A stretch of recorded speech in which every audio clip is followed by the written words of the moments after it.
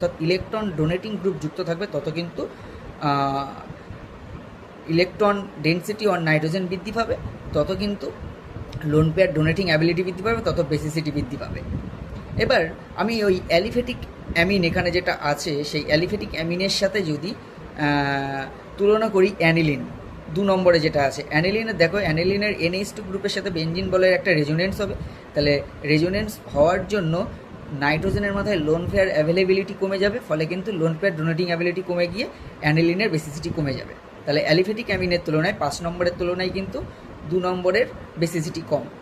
এরপরে দেখো লক্ষ্য করো যে আমরা ওই নাইট্রো গ্রুপ একটা ইন্ট্রোডিউস করালাম প্যারাপোজিশানে, অ্যানিলিনের প্যারাপোজিশানে নাইট্রো গ্রুপটা ইন্ট্রোডিউস করালাম। তাহলে এই নাইট্রো গ্রুপটার আবার -R এফেক্ট আছে, ইলেকট্রন উইথড্রয়িং গ্রুপ।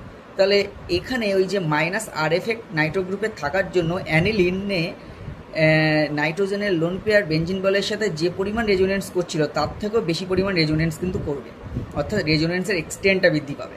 ফলে কিন্তু এখানে নাইট্রোজেনের মাথায় লোন পেয়ার অ্যাভেলেবিলিটি কিন্তু অ্যানিলিনের থেকেও কমে যাবে।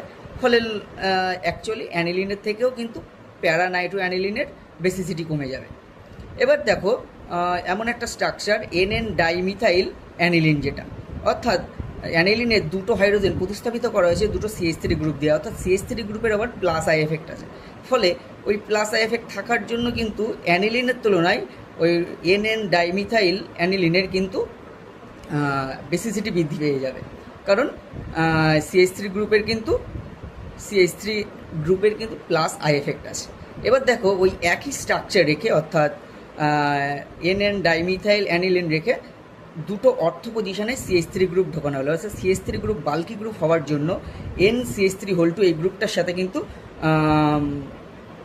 স্টেরিক হিন্ড্রেন্স হবে, আর স্টেরিক হিন্ড্রেন্স হওয়ার জন্য NCH3 এই গ্রুপটা কিন্তু আউট অফ প্লেন চলে যাবে, আর আউট অফ প্লেন চলে যাওয়ার জন্য কিন্তু রেজোনেন্সটা ইনহিবিট হবে। অর্থাৎ এই এফেক্টটাকে বলা হয় স্টেরিক ইনহিবিশন অফ রেজোনেন্স। অর্থাৎ স্টেরিক ফ্যাক্টরটা ক্রিয়া করার জন্য NCH3 এই গ্রুপটা আউট অফ প্লেন চলে গেল, আর আউট অফ প্লেন চলে যাওয়ার জন্য কিন্তু রেজোনেন্সটা ইনহিবিট হয়ে গেল।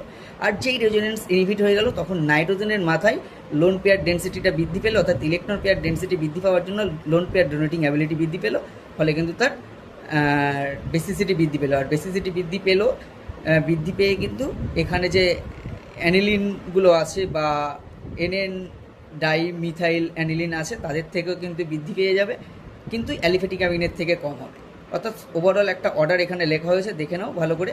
এবং এটা কিন্তু একটা বেসিক কনসেপ্ট হলেও কিন্তু এর মধ্যে একটা গুরুত্বপূর্ণ মেসেজ আছে।